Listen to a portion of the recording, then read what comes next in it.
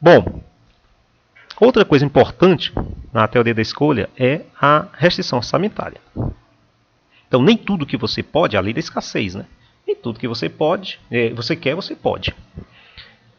Vamos dar o seguinte exemplo. Suponha que a renda mensal de João seja de R$500. Suponha também que o preço de uma unidade de alimentação, PA, seja igual a R$5. E que o preço de uma unidade de vestuário, PV, seja igual a 10.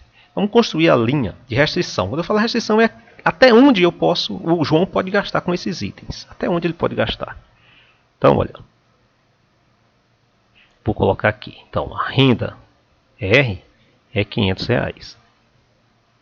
O preço da alimentação é R$5. O preço do vestuário é R$10. Bom, já dá para a gente fazer contas simples. Por exemplo, se é R$5 a alimentação, qual a máxima quantidade de unidades de alimentação que o João pode comprar com R$500? 100. 100 unidades, é só você dividir. Então, o máximo que ele pode comprar, máximo de alimentação, foi o que você fez? Dividiu toda a renda do João por PA. Então, você teve aí, ó, 500 por 5, isso deu 100 unidades. E o máximo, qual o máximo de vestuário? De unidades de vestuário que ele pode comprar com R$500. Você vai dividir novamente aí a renda pelo preço PV. Então é 500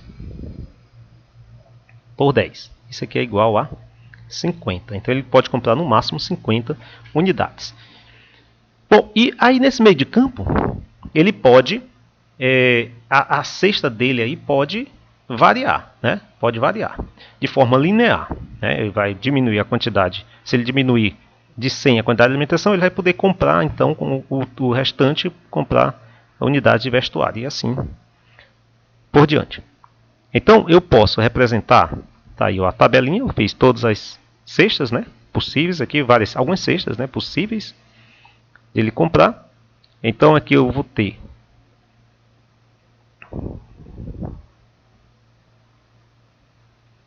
vestuário, alimentação. Então, o máximo que ele vai poder comprar de vestuário é 50 unidades. E o máximo que ele pode comprar de alimentação é 100 unidades. Então, se eu ligar isso aqui, ó, eu vou ter essa reta eu chamo de linha de restrição orçamentária.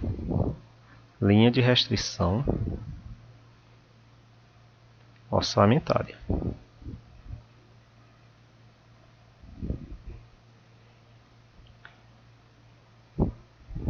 Bom,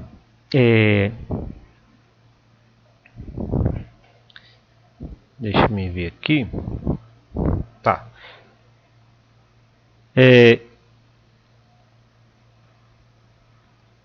Vamos ver o que acontece se se o preço tá, mas aqui ó, eu posso até fazer uma equaçãozinha aqui ó, que é o preço da alimentação vezes a quantidade da alimentação mais o preço do vestuário vezes a quantidade do vestuário. Isso aqui é igual a quem? A renda, né? Lá na matemática a gente aprende o seguinte. Isso aqui é quantidade, né? Olha, isso aqui é quantidade de vestuário e aqui é quantidade de alimentação. Na matemática, a gente aprende que se eu dividir a QV por 50 mais QA por 100 igual isso a 1, eu tenho a equação da minha reta, né? Quer ver? Ó? 100 por 50, isso aqui vai dar 2, né? 2 QV mais 100 por 100 dá 1 QA igual a 100. Se eu multiplicasse isso por 5, seria 10 QV, né? Porque na realidade a conta aqui seria quem é o preço de PA? PA é 5. Então PA 5 QA mais quem é o preço de QV? De PV, quem é o preço do vestuário? 10. Então aqui é 10 vezes QV, isso é igual a 500. Se eu dividir tudo por 5, vou ter QA mais 2 QV é igual a 100. Olha, essas equações são idênticas. Ok? E daqui, ó, eu posso fazer assim também. Se eu quiser fazer isso em função do o vestuário como se fosse y, né? Então eu posso ter que 2QV igual a 100 menos QA. E aí eu posso dividir tudo por 2, QV é igual a 50 menos a metade de QA. Né? Bom, essa equação então seria essa equação aqui, ó, eu posso dizer que ela é QA mais 2QV igual a 100. Ou posso dizer que o QV é igual a 50, que é 100 por 2, menos 1 meio de QA. Numa equação, como é que eu chamo esse termo aqui? Esse termo aqui, na equação do primeiro grau, eu chamo isso aqui de intercepto. Intercepto, ou coeficiente linear. E esse termo aqui, eu chamo isso aqui de quê? Coeficiente angular. Ela que vai me dar a inclinação da reta. Como é negativa, como esse termo é negativo, significa o quê? Que a inclinação é negativa. A tangente é negativa. Essa reta está decrescendo. Ok? Bom, então vamos aqui para frente.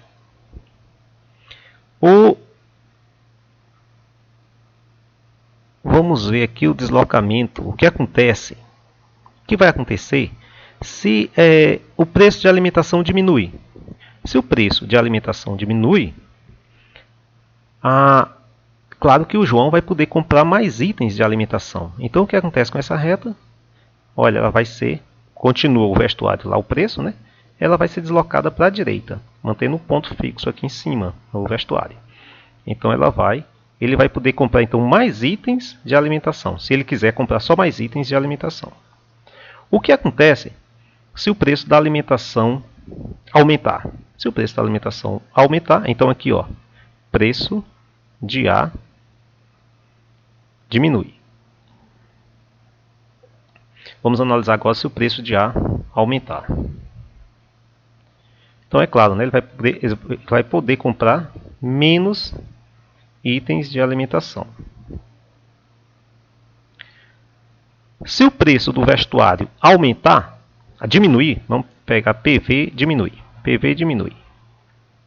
Se diminuir, ele vai poder comprar mais itens de vestuário. Então, olha, a curva mantendo o ponto aqui fixo, ó, no 100. Então, ela vai sofrer um deslocamento para cima. E se o preço do vestuário aumenta, ele vai poder comprar menos itens de vestuário. Se a renda, se R, aumenta, o que acontece se a renda aumentar? Ele vai poder comprar mais itens dos dois produtos. Então a reta aumenta para a direita totalmente. E se o R diminui, se a renda diminui, a reta vai se deslocar totalmente para a esquerda. Então ele vai comprar menos itens dos dois bens. Bom, onde vai se dar o equilíbrio do consumidor? Eu tenho aqui, vamos supor que eu tenha várias cestas. Tem cesta aqui, várias curvas de indiferença, né, aliás. Tem várias curvas de indiferença. Qual vai ser a minha situação ótima? qual seria a minha situação ótima. Então suponha que eu tenho aqui, ó. Suponha que eu tenha B aqui. Suponha que eu tenho Y. Suponha que eu tenho aqui X. Qual a minha situação ótima dessas aí? Y, X ou B? Com a minha restrição, é claro, né? Porque a melhor cesta é X, mas X está fora do meu alcance. Eu só posso pegar de B para baixo. Então, a maior cesta que eu posso pegar é a B. Então, B é a minha solução ótima. É a minha solução ótima.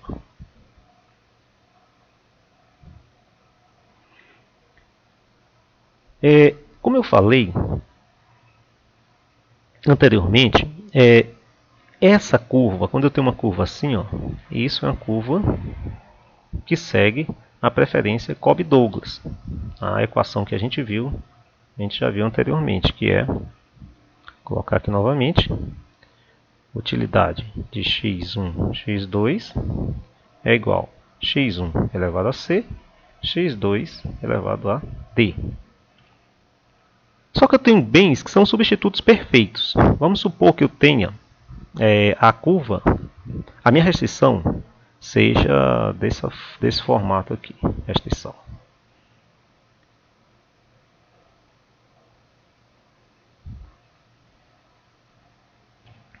Se a minha restrição for nesse formato, o que é um substituto perfeito? É aquele que, se eu vario, a minha taxa de substituição marginal é igual. Ou seja, eu só troco 1 por 1. Como eu só troco 1 por 1, que equação é essa? Então, se eu tiver aqui, ó, é essa aqui. O mesmo número aqui é igual aqui, ó. Então, essa é a equação aqui, ó. Essa reta. Essa reta.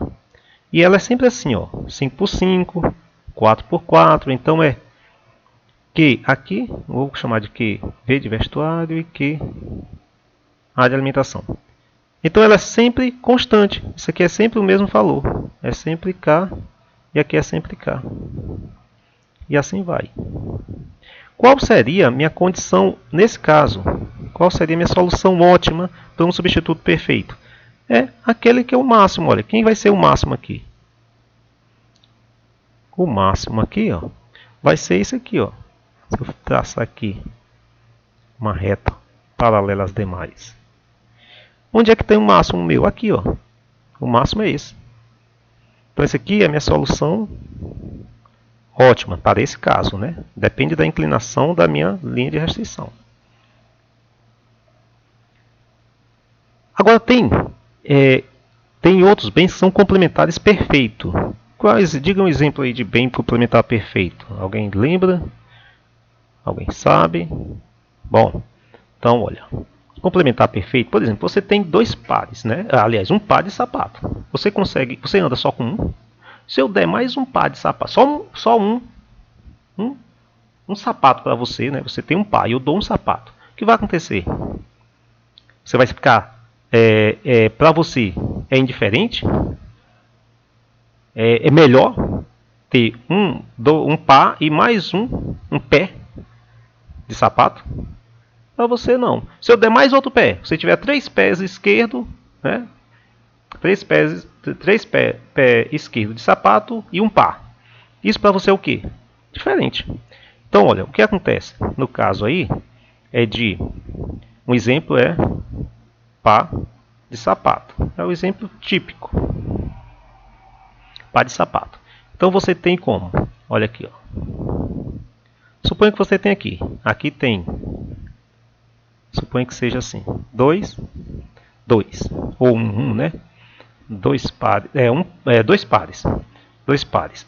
Se eu der mais par, aqui é o pé direito,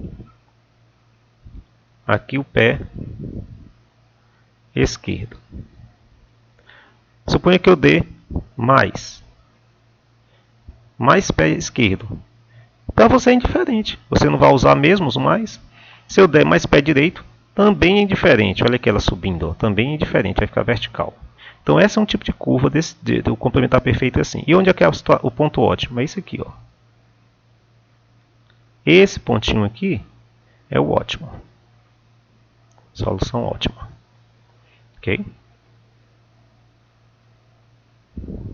Bom, por último, vamos derivar a curva de demanda. Vamos supor que eu diminua o preço da alimentação.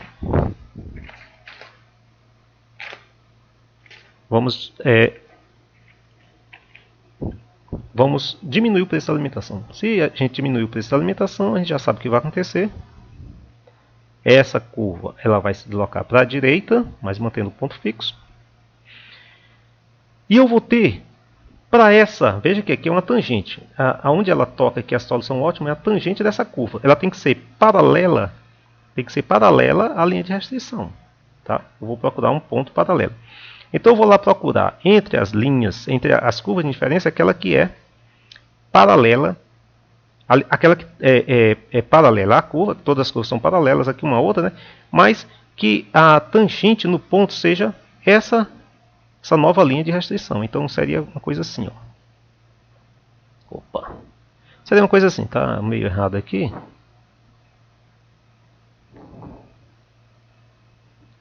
Ou errado e meio. Então seria algo assim, ó. Então o novo ponto de equilíbrio, a nova situação seria essa aqui.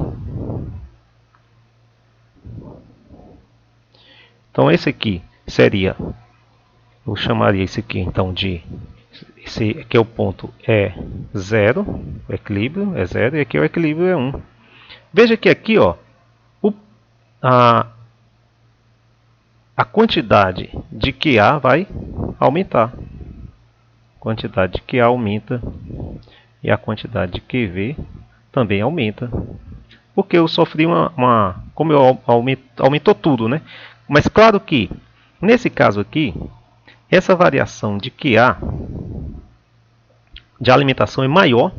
Essa variação de alimentação aqui é maior que a variação no vestuário. Por quê?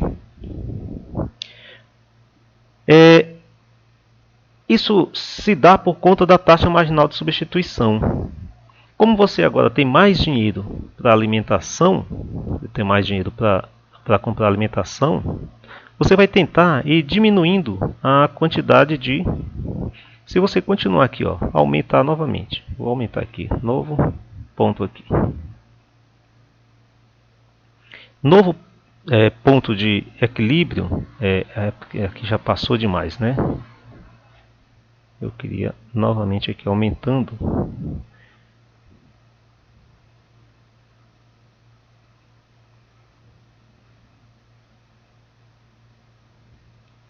Então aqui, novo ponto de equilíbrio seria algo já assim, ó. Seria o ponto, já seria mais aqui, ou aqui, aliás, seria um ponto aqui, um Q2, e o QV vai estar diminuindo. Essa diferença aqui essa diferença vai aumentando, né? Mas só que a taxa de substituição do V vai diminuindo. Porque você tem mais dinheiro para alimentação, você vai diminuir a quantidade de vestuário, dando preferência para alimentação, já que ela está mais barata. Olha, se está mais barata, eu vou economizar um pouquinho lá do vestuário e aproveitar e comprar mais de alimentos, certo? Então, quando eu faço, se eu fizer agora, ó, eu vou fazer, vamos deduzir aqui, a curva de demanda. Se eu pegar esses pontos, o que a gente está vendo aqui? Eu vou pegar só o preço da alimentação e a quantidade de alimentos. Quantidade de alimentos. Deixa eu ver se eu já fiz esse gráfico aqui. Está aqui. Então eu tenho aqui, ó, os três pontos.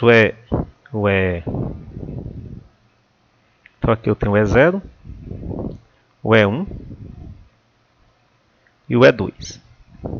O que está acontecendo com a quantidade, no E0 a quantidade de alimentação era Q, aqui era QA0, aqui QA1 e aqui QA2.